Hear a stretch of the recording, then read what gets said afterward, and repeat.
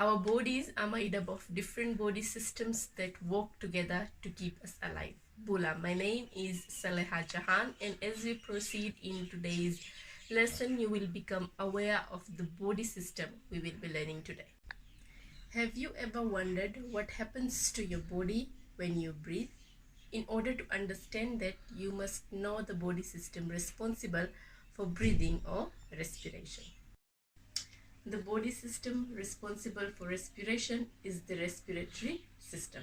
Respiratory system consists of specific organs and structures used in gas exchange. This 3D model made up of recycled material will help you understand how respiration works or what happens to your body when you breathe.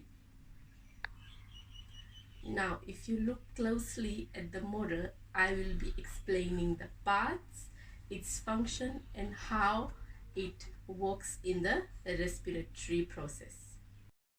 The two straws represent trachea, and the function of trachea is to carry air in and out of your lungs. The two balloons that are attached to the trachea represents the lungs. The function of lungs is to aid in the process of gas exchange called respiration or breathing. Now looking at the 2D respiratory system, you will see that the lungs, these are the two lungs, have veiny-like structures called the bronchioles, and at the end of those are sac-like structures called the alveoli. Now the function of bronchioles is to deliver air to a diffuse network of around 300 million alveoli in the lungs.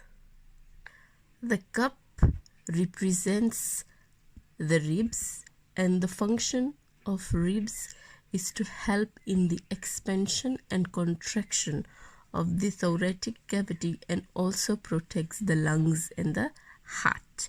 Now at the end of the cup there is another balloon that is attached. Now that balloon represents the diaphragm.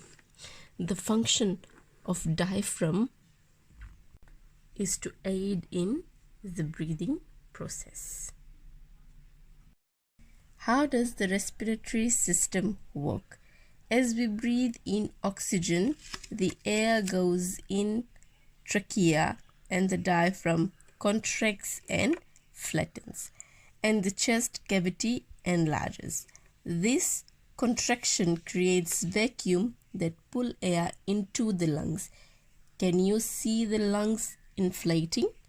Over here, gas is exchanged in lungs. As mentioned earlier, lungs have structures called bronchioles and alveolar.